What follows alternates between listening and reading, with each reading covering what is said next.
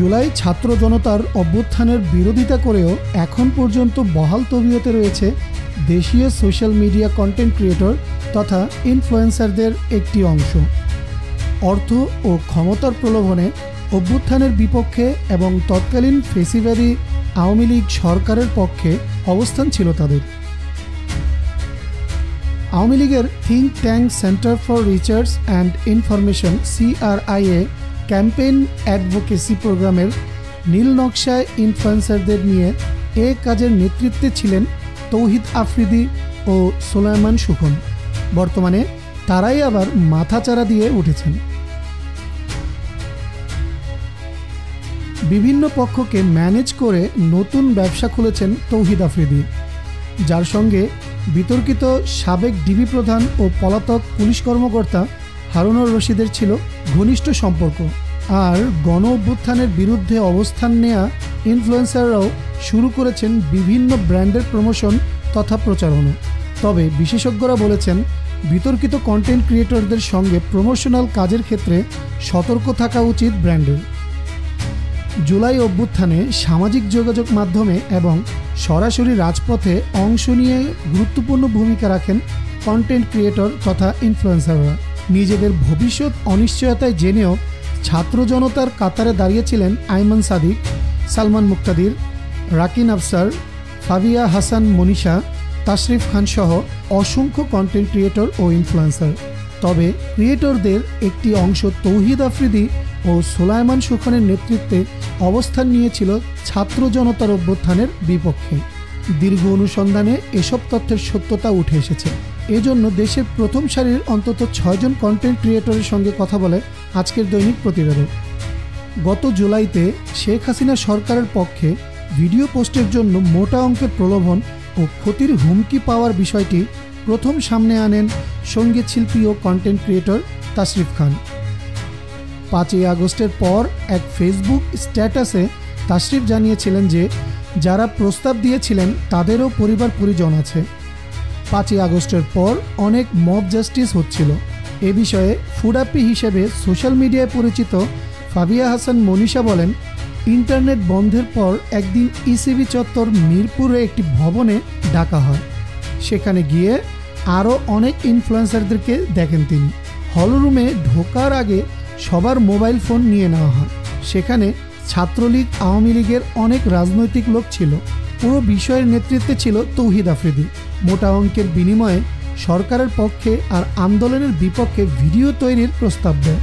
Video বানালে পরবর্তীতে অনেক সুযোগ সুবিধা পাওয়া যাবে, ফ্যাসিস্ট প্রধানমন্ত্রী শেখ হাসিনার সান্নিধ্যে যাওয়া যাবে, এসব প্রলোভন দেয়। আর ভিডিও না করলে পরবর্তীতে আমাদের সঙ্গে কি হবে সে বিষয়ে তারা জানে না, এসব বলে হুমকিও দেয়। এসব দেখে নানান অজুহাতে দ্রুত সেখান থেকে চলে আসি।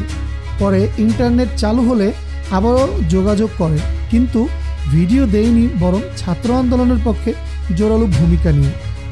ফুডাপ্পির কথার সত্যতা পাওয়া যায় আরও অন্তত 3 জন কন্টেন্ট ক্রিয়েটরের বক্তব্যে, তবে তারা পরিচয় প্রকাশে রাজি হননি। অনুসন্ধানে জানা যায়, গত বছরের 21শে জুন ইসিবি চত্বরে ইনফ্লুয়েন্সারদের নিয়ে ওই আয়োজন করা হয়। সেখানে উপস্থিত ইনফ্লুয়েন্সারদের জন্য যাতায়াত বাবদ 20,000 টাকাও বরাদ্দ ছিল।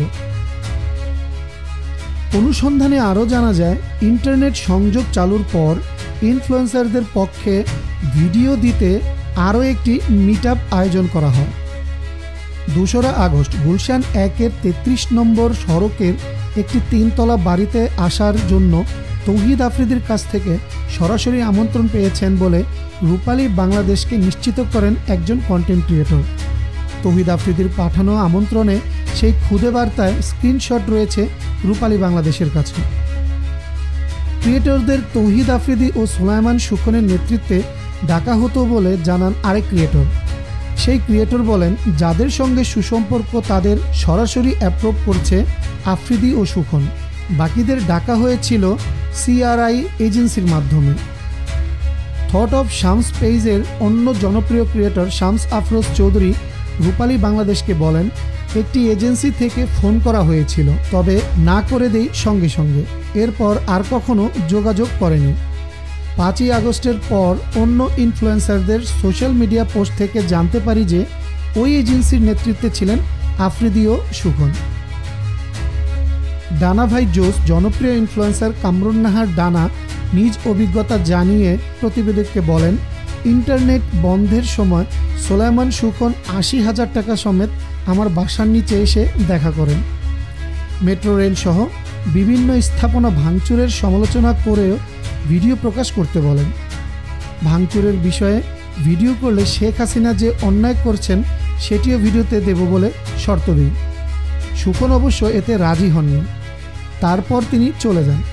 অবশ্য উনি কোনো হুমকি দেননি, বরং ভদ্রলোকের আচরণে কথা বলেছেন।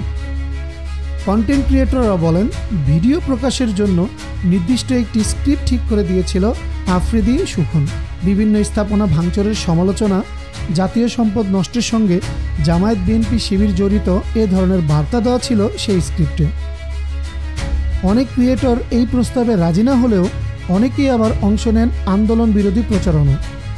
তাহমিনা চৌধুরী প্রীতি নামের এক কন্টেন্ট ক্রিয়েটর নিজের ফেসবুক পেজ, ইউটিউব চ্যানেল ও টিকটক আইডিতে সেরকম একটি ভিডিও প্রকাশ করেছিলেন। এজন্য ৫ই আগস্টের পর তার বাড়িতে হামলা চালায় উত্তেজিত জনতা। দ্য হেজিম্যান নামক পেজের ক্রিয়েটর নীলান্ত আহমেদ শিফাতও নির্দিষ্ট স্ক্রিপ্টে সেই ভিডিও পোস্ট করেছিলেন। এই তালিকায় আরও ছিলেন আরেক নারী ক্রিয়েটর নাফাইসা নিশা। এজেন্সি থেকে টাকা নেওয়ার বিষয়টি এক সাক্ষাৎকারে স্বীকার করেন শান্তি রহমান নামের ইনফ্লুয়েন্সার। তবে ভিডিও না করে সেই অর্থ আন্দোলনে খরচ করেছেন বলে দাবি করেন তিনি। যদিও একাধিক ক্রিয়েটর জানান ওই নির্দিষ্ট স্ক্রিপ্টের ভিডিও পোস্ট করেছিলেন শান্তি রহমান নিজেও। এই তালিকায় আছেন চলচ্চিত্র অভিনেতা জায়েদ খানও। তবে দ্রুতই হাসিনার পতন হলে সেগুলো মুছে ফেলেন তারা। অনুসন্ধানে আরও জানা যায় ২রা আগস্টের মিটআপ থেকে অর্থ নিয়েছিলেন আরও অন্তত ১ ডজন ক্রিয়েটর। তবে ভিডিও প্রকাশের আগেই অভ্যুত্থান সফল হওয়ায় সেগুলো আর আপলোড করতে হয়নি ক্রিয়েটরদের। এ বিষয়ে বক্তব্যের জন্য যোগাযোগ করা হলে সাড়া দেননি সোলায়মান সুখন। হোয়াটসঅ্যাপে যোগাযোগের কারণ উল্লেখ করে দেওয়া বার্তা পড়েছেন তিনি। এরপর ফোন করা হলেও তিনি কেটে দেন। তবে অভিযোগ অস্বীকার করেছেন তৌহিদ আফ্রিদি।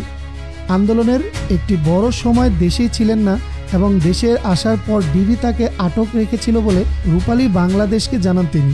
যদিও ২১শে জুন ইসিবি চত্বরে এবং ২রা আগস্ট গুলশান মিটআপে আফ্রিদি সেখানে উপস্থিত ছিলেন বলে নিশ্চিত করেন একাধিক ক্রিয়েটর। জুলাই আন্দোলনের পক্ষে বিপক্ষের পাশাপাশি ক্রিয়েটরদের আরেকটি অংশ ছিল নিষ্ক্রিয় দলে। সামাজিক যোগাযোগ মাধ্যমে তরুণ সমাজের কাছে প্রাপ্ত জনপ্রিয়তার বদৌলতে যশ, খ্যাতি, অর্থ, বিত্ত অর্জন করলেও দেশের তরুণদের সব থেকে প্রয়োজনীয় মুহূর্তে তারা ছিলেন নীরব। এদের একটি বড় অংশ ২০২৪ সালের আওয়ামী লীগের সাজানো নির্বাচনের প্রচারণায় অংশ নিয়েছিলেন। এর পুরস্কার স্বরূপ ডাক পেয়েছিলেন সাবেক প্রধানমন্ত্রী শেখ হাসিনার একান্ত সাক্ষাৎকার অনুষ্ঠানে। রাফসান দা ছোট ভাই খ্যাত ইফতেখার রাফসান নসরুল হামিদ বিপুর কেরানীগঞ্জের বাসায় গিয়ে কন্টেন্ট তৈরি করেছিলেন। সাক্ষাৎকার অনুষ্ঠানে উপস্থিত থেকে শেখ হাসিনার হাতের রান্না করা খাবার রিভিউ আগ্রহ জানিয়েছিলেন। সেই রাফসান আন্দোলনের সময় ছিলেন নীরব। যদিও একদিন রাজপথে অংশ নিতে চাইলে অতীত ইতিহাসের জন্য তাকে ফিরিয়ে দিয়েছিলেন ছাত্র জনতা। খেলার কন্টেন্ট তৈরি করে জনপ্রিয়তা পাওয়া নিয়ন অ্যান্ড অন পেজের ক্রিয়েটর শিহাব নিয়নের সঙ্গে সিআরআই, ক্যাব ও ছাত্রলীগের সঙ্গে সখ্যের অভিযোগ করেছেন একাধিক ক্রিয়েটর। নির্বাচনী প্রচারণায় তৌহিদ আফ্রিদির সঙ্গে নিয়নও ক্রিয়েটরদের সমন্বয়ে নেতৃত্ব দিয়েছিলেন বলে জানা যায়। নির্বাচনের আগে এবং পরবর্তীতে বিজয় উৎসবে নিয়নের উপস্থিতির প্রমাণ রয়েছে আজকের দৈনিকের কাছে। নির্বাচনের আগে গুলশান ক্লাবে আয়োজিত এক মদের পার্টিতে মুখ্য ভূমিকায় ছিলেন তিনি। ফ্যাসিবাদের দোসর হওয়ায় অভিযোগ রয়েছে মোটো ব্লগার হিসেবে পরিচিত আরএস ফাহিমের বিরুদ্ধে।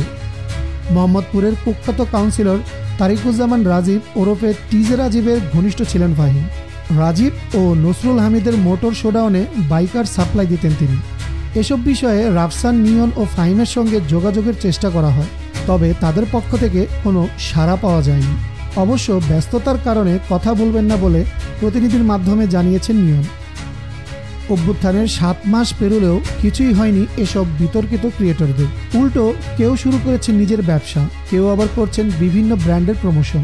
নতুন অনলাইন পোর্টাল ও ওটিটি প্ল্যাটফর্ম আনছেন বলে নিজেই জানিয়েছেন তৌহিদ আফ্রিদি।